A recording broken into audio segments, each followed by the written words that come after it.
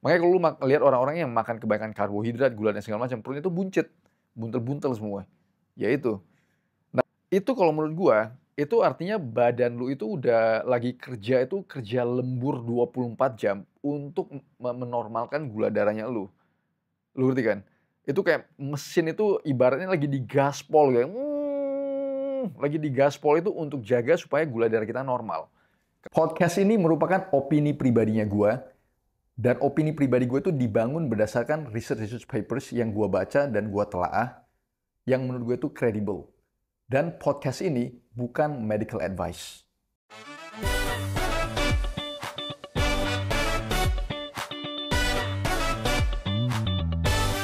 Dan juga bagi teman-teman yang merasa video ini bermanfaat, please subscribe, share, dan komen. Semua komen gue terima. Lu mau komen positif, mau komen hujatan, it's fine. Oke, langsung komen. Thank you so much guys, semoga bermanfaat. Ko Felix, kali ini kita sebelum mau bahas topik nih kemarin saya ketemu satu video yang cukup menarik. Kayaknya Koko juga harusnya sudah tahu deh. Nah, jadi kemarin tuh saya ketemu satu video orang bule yang menyatakan bahwa dia itu kelihatannya kurus, tapi dia didiagnosa prediabetes nih kok. Nah, mungkin kita mau bahas secara pandangan Koko terutama di nutrisi ya kok.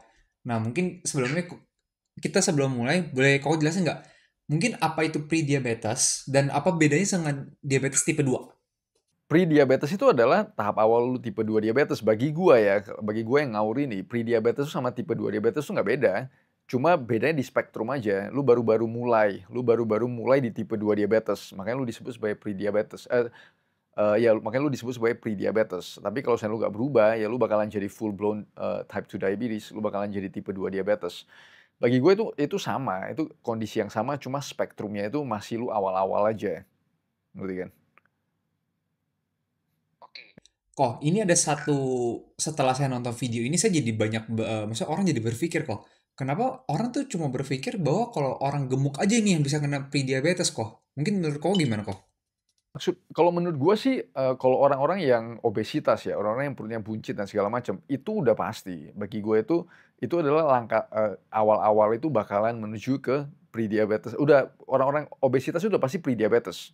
Gue bisa bilang itu udah pasti, kalau teman-teman itu ngecek, bagi teman-teman yang obesitas dan perut buncit dan segala macam, dan lu ngecek gula darah lu normal dan segala macam, itu kalau menurut gua, itu artinya badan lu itu udah lagi kerja itu kerja lembur 24 jam untuk menormalkan gula darahnya lu. Lu ngerti kan? Itu kayak mesin itu ibaratnya lagi digaspol kayak, lagi digaspol itu untuk jaga supaya gula darah kita normal. Kalau teman-teman bagi teman-teman yang perutnya buncit dan obesitas, kalau lu ngecek darah lu dan lu ngelihat semua itu normal. Itu nggak normal, itu badan itu lagi kerja itu 24 jam itu lagi full.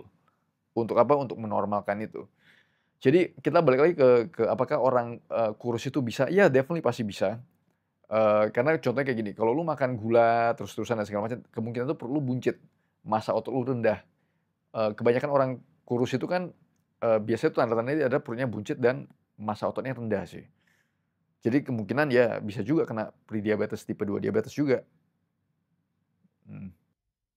Oke, pas nih Koko lagi ngomongin masalah masa otot ya Di video yang When you're over 30, your kemarin muscles saya lihat literally itu dia juga ada shrivel. ngomong nih Like it's the Maksudnya menurut saddest thing dia itu I've kena ever seen. It's pre-diabetes so bad. When I was karena pregnant, I salah had satunya dia kurang gestational masa diabetes, otot. and it was the Nah, worst. menurut Koko I tuh would not seberapa wish pengaruhnya sih diabetes masa on otot tuh literally untuk anybody. menjaga kita dari Anybody, it's the pre-diabetes? worst. So Sangat-sangat berpengaruh, sangat-sangat luar biasa pengaruh. Jadi gini, kalau kita makan gula, gula itu nggak bisa dikeluarin dari manapun, kecuali pada saat kita bernafas ya, karena kita membakar gula. Jadi kita keluar sebagai CO2 dan H2O. Sisanya itu nggak mungkin kalau nggak boleh dikeluarin di kencing, nggak boleh dikeluarin kemana-mana, jadi itu harus disimpan. Nah, apa yang disimpan? Gula itu akan disimpan dalam bentuk glikogen. Nah, organ terutama di mana kita bisa menyimpan gula dalam bentuk glikogen adalah muscle. Jadi makin tinggi muscle mass-nya lu, makin tinggi massa otot lu, makin banyak tempat penyimpanan gula, glikogen. Nah, begitu muscle udah penuh dan segala macam, sisanya disimpan kemana? Disimpan ke liver. Jadi ada 2 tempat penyimpanan gula sebagai glikogen, yaitu muscle and liver. Nah, sisanya kalau lu makan gula-gulaan dan karbohidrat kebanyakan lagi, sisanya dibuang ke mana? Dia nggak dibuang, disimpan dalam bentuk lemak. Makanya kalau lu lihat orang-orang yang makan kebanyakan karbohidrat, gula dan segala macam, perutnya itu buncit, buntel-buntel semua. Ya itu. Nah, jadi kalau massa otot lu tinggi, lu lebih bisa mentoleransi, jumlah karbohidrat dan gula yang lu konsumsi, gitu. Oke, ini menarik nih kok kalau Koko bahas begini. Ada satu opini yang menurut saya bisa diperdebatkan nih kok menurut saya. Menurut Koko, dengan orang yang sering olahraga, olahraga intens, maka dia boleh aja untuk mengkonsumsi gula yang lebih berlebih dibandingkan orang normal. Menurut Koko gimana kok? Nah, jadi, gua bukan orang yang anti gula, gua bukan orang yang anti karbo. Kalau gula rafinasi ya, refined sugar itu gua anti. Jadi gua nggak sentuh itu sama sekali gula-gulaan. Nah, kalau gua konsumsi gula, gula tanda kutip itu dalam dalam bentuk karbohidrat atau buah, dan buah. Jadi gua konsumsi buah dan, karbohidrat seperti nasi, kentang, dan segala macam. Nah, gua ngelihat itu dari berapa banyak gua bisa konsumsi, buah dan karbohidrat itu dari sisi kualitas olahraga gua. Jadi gue udah punya set, karena kan gue dari dulu olahraga ya, jadi gue punya set kemampuan gue itu olahraga itu di mana, gue udah tahu di mana.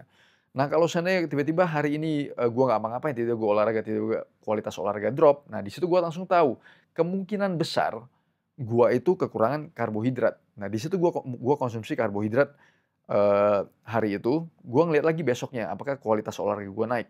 Begitu kualitas olahraga itu balik ke normal, nah di situ gue tahu, nah di situlah jumlah karbohidrat yang gue konsumsi.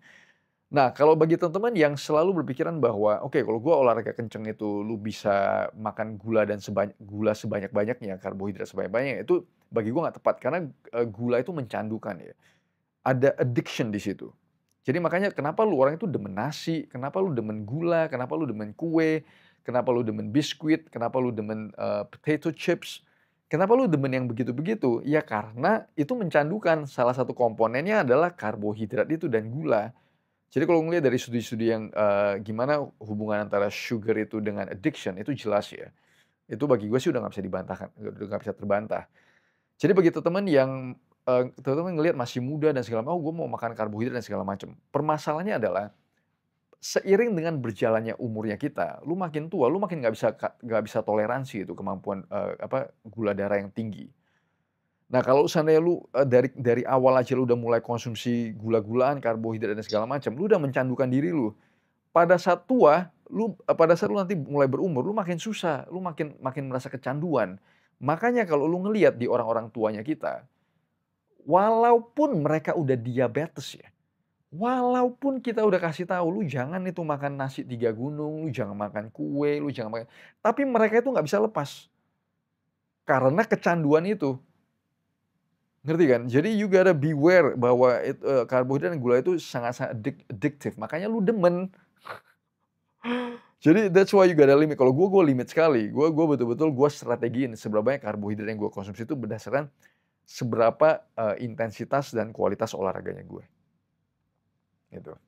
Oke, menarik nih kok Koko kalau ngomongin kan tadi kan karena Koko makan karbohidrat untuk bantu olahraga ya, meningkatkan olahraga. Nah, yang kita tahu nih ya, yang kita benar-benar tahu kan katanya ada anjuran bahwa maksudnya satu hari itu kita boleh makan 30 mili gula ya kok. Bukan, 50 gram gula. 50 gram, oke, 50 gram. Nah, ini mungkin saya mau mau sekalian nanya ya kok. Menurut Koko tuh dengan standar kita boleh makan 50 gram per hari dengan aktivitas yang mungkin kurang aktivitas fisik ya, terutama kan kita kebanyakan mungkin kerja di kantoran segala macam. Itu, nah itu mungkin mau nanya dampaknya tuh dalam waktu atau mungkin ke pre-diabetes ini secara langsung nggak langsung itu berdampaknya seberapa parah kok?